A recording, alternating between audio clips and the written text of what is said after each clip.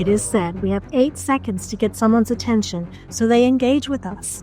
As quoted in Brain-Centric Design, 8 seconds might be a long time if you're a bull rider, but if you're trying to transfer information to someone, it's incredibly short.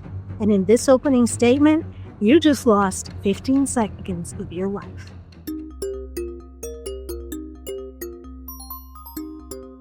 Since our brains need to see things in different ways and practice them to learn deeply, we need students to engage with the content.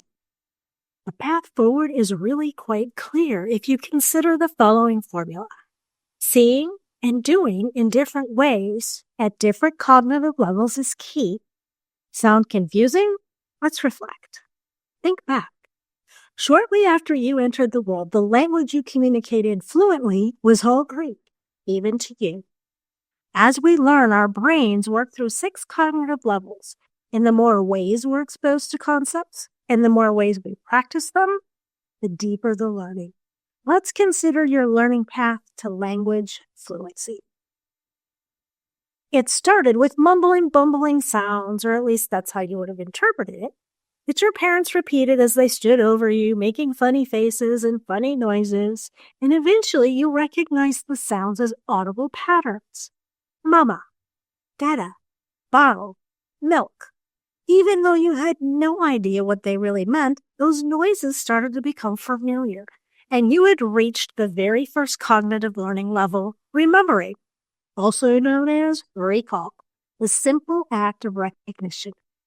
Over time, you learned that those audible sounds were words and they meant something, and you'd reached the next cognitive level, understanding.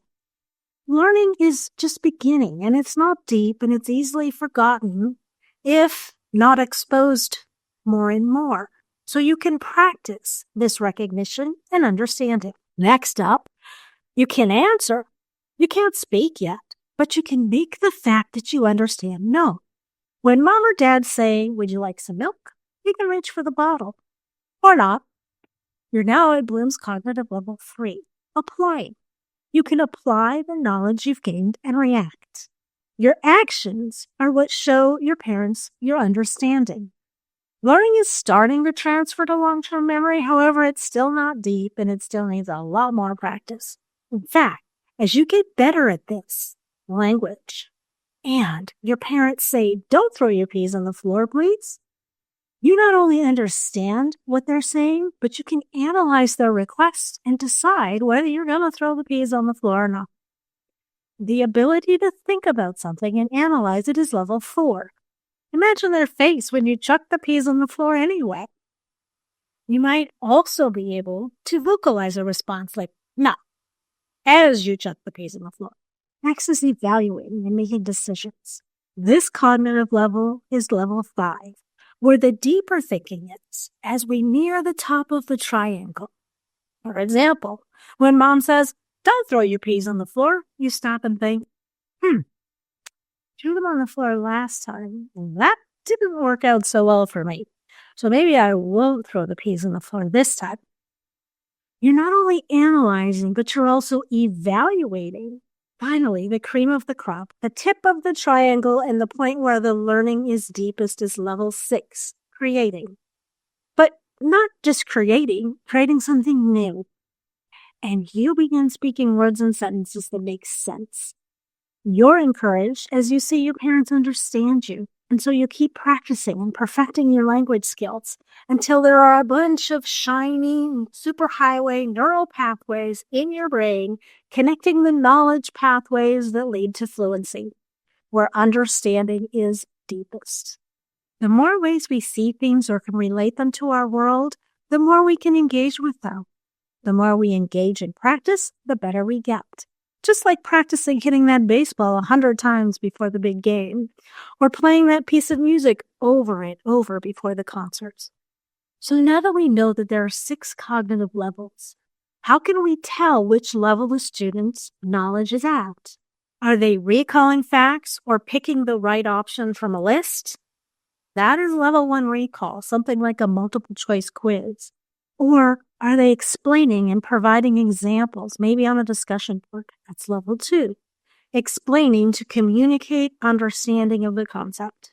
Now, if they're using the information to write a journal or create a simulation, they're applying their knowledge. That's Bloom's level 3. When predicting outcomes based on the scenario, they're thinking more deeply, and they're not only understanding and applying, they're analyzing in order to predict. And analyzing is level 4. Now, if you ask them to provide a conclusion and justify it, in addition to applying their knowledge and analyzing it, they're going to have to evaluate and come up with something, and that's level 5.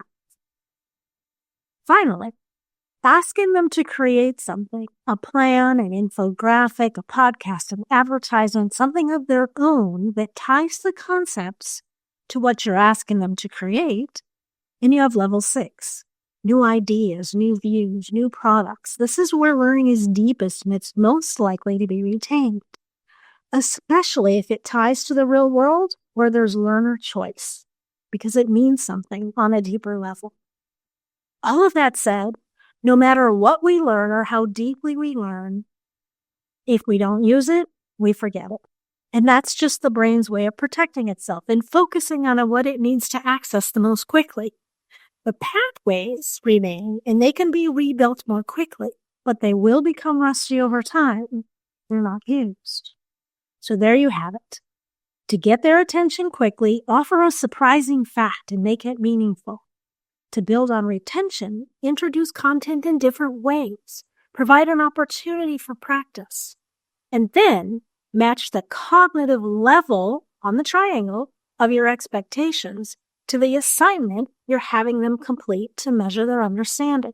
Remember, it's the product they turn in that provides the avenue for you to see how well they understood and see if they've gained the knowledge you want them to have. Now, the question is, how much of this do you remember?